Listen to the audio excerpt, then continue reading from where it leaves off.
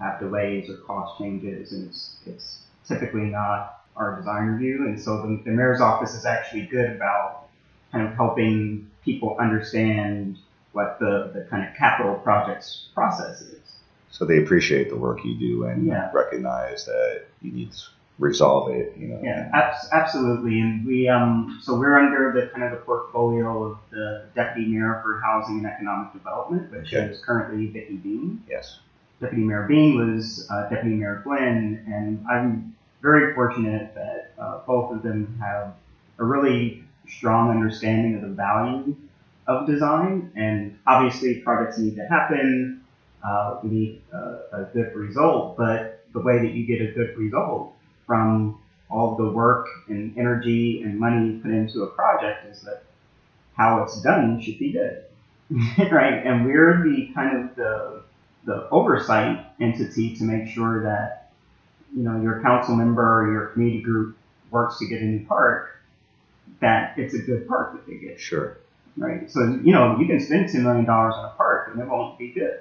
Yeah. That happens all the time. It does. Right? It does. So we're an entity that is there to make sure that, our city, our residents, the people of the city are getting what they're paying for. Why do you think there is this perception about PDC? You mentioned elitism as one possibility. Any other reason that you get this kind of flack? Yeah, so I have two answers. Sure. So one is the elitism. And so, the Design Commission has been around since 1898. Wow. So it's Day as one, old pretty much. as the city charter, right? Within the charter, it creates what was then called the Art Commission, this entity of people that are famously independent from the rest of the mechanisms of decision-making in government, right? So kind of connected to the mayor's office, but they are an independent group of people that are nominated by what's called the Fine Arts Federation of New York. Yes. Another entity no one knows exists, but it's actually a great entity because it's sort of a consortium of the architects, the planners, the landscape architects, the artists, the sculptors. Yeah, APA has a rep. APA has a rep, so there are all these groups that come together, and their kind of primary purpose is to source the members of our commission. So they have this kind of power, but they're not elected or even directly appointed by elected members, and so there's this perception that you have these elite people who are making important decisions, and that's been there for a very long time. The second piece of that is, the reason that there's this kind of negative association is that sometimes the commission does say no. Right? I mean, they're doing that, which is their job, right? There are these people that are kind of independent of government that are forming some kind of oversight, and they'll say, this isn't good enough.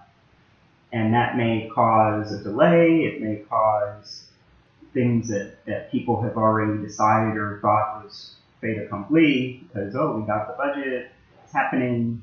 And then here are these people in the attic of City Hall saying this isn't good enough. So very similar to the Landmarks Commission, Board of Standards and Appeals. Exactly.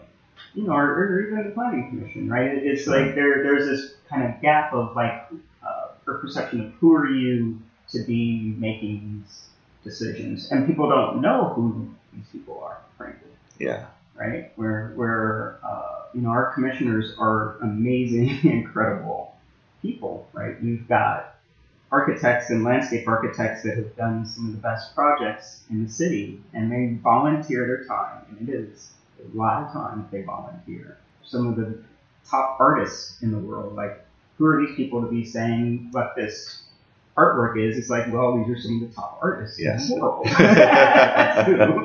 Right? They have that experience and background. They have experience and background, and it's not just, aesthetics, right? Obviously, aesthetics is kind of the base of our kind of purview, but I always tell people, and it's very important to understand, design is not just aesthetics.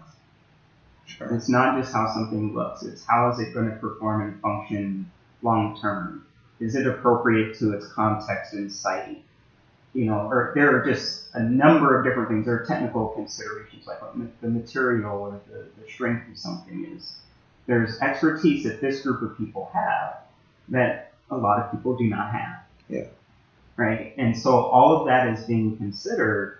And so the commission may have an opinion about something one way or the other, and people will say, oh, you're just making an aesthetic, you just don't like it. Right? And they don't necessarily care to understand that there are reasons that they don't like it that are incredibly valid reasons. Sure. Right?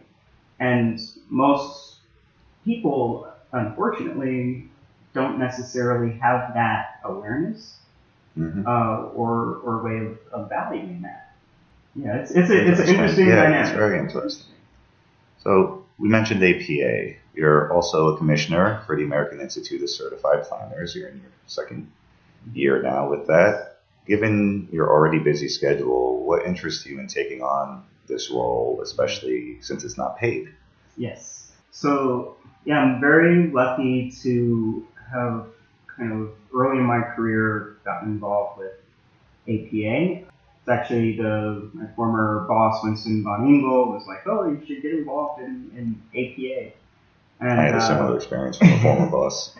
Yeah, I mean, it was sort of, at first it was kind of like, whatever. But, and especially, remember, my background's urban design, so it was kind of a stretch, frankly. Yeah.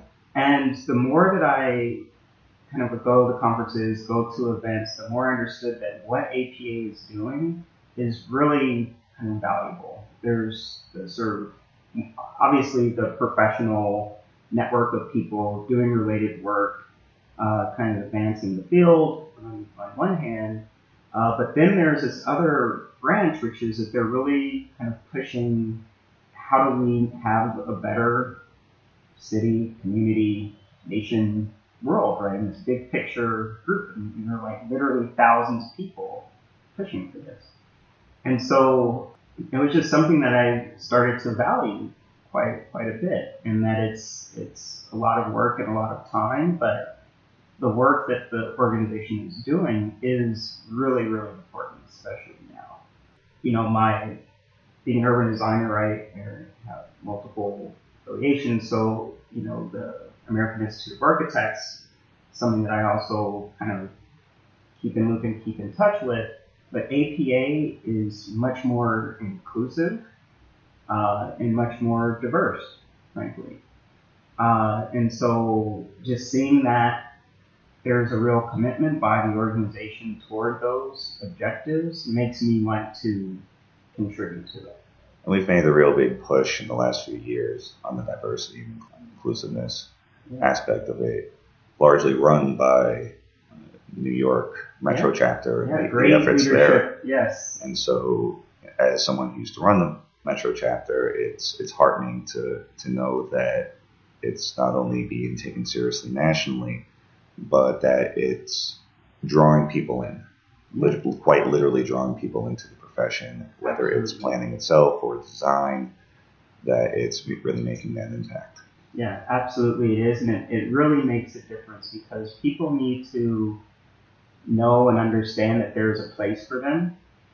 And, the national organization, and you're absolutely right, the New York chapter has been the vanguard of this. I mean, hindsight conference that the diversity committee here in the New York Metro chapter does every year now is just incredible. I mean, it's hundreds of people. Hundreds of people. I mean, it's honestly amazing, and that you can actually see the change.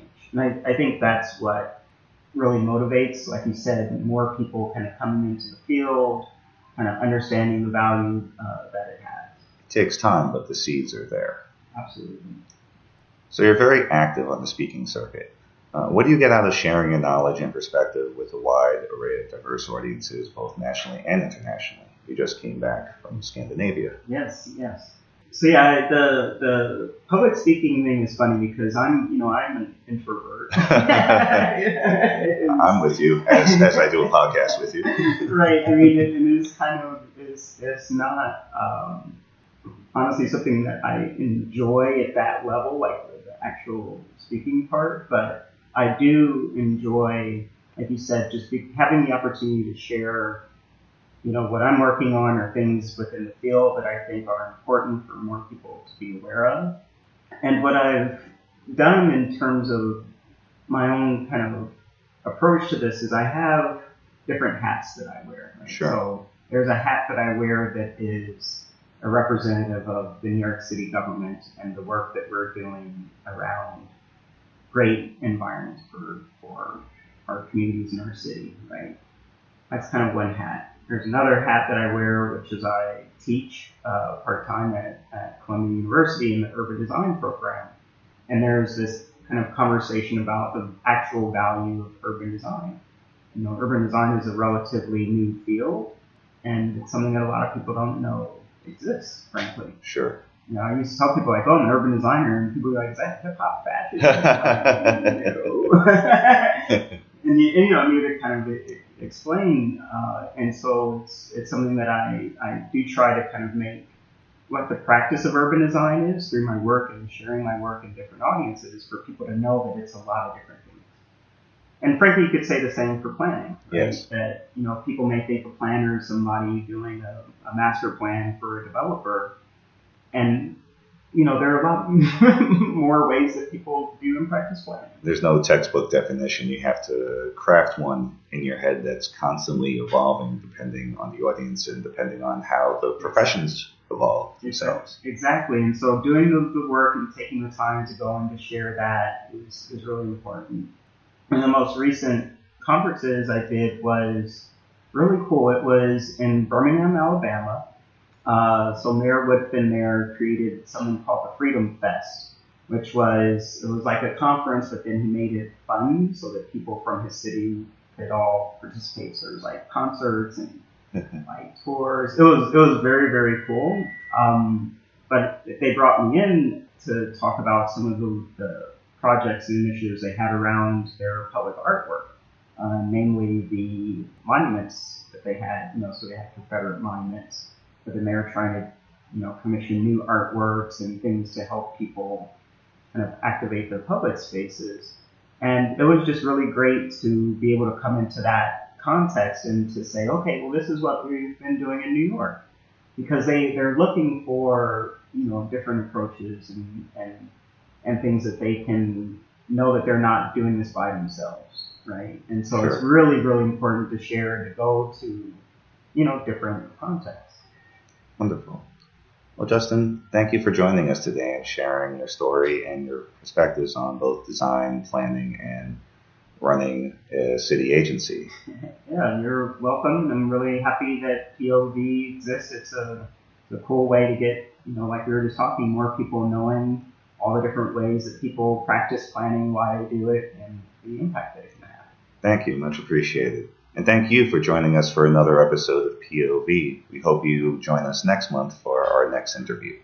Have a good one.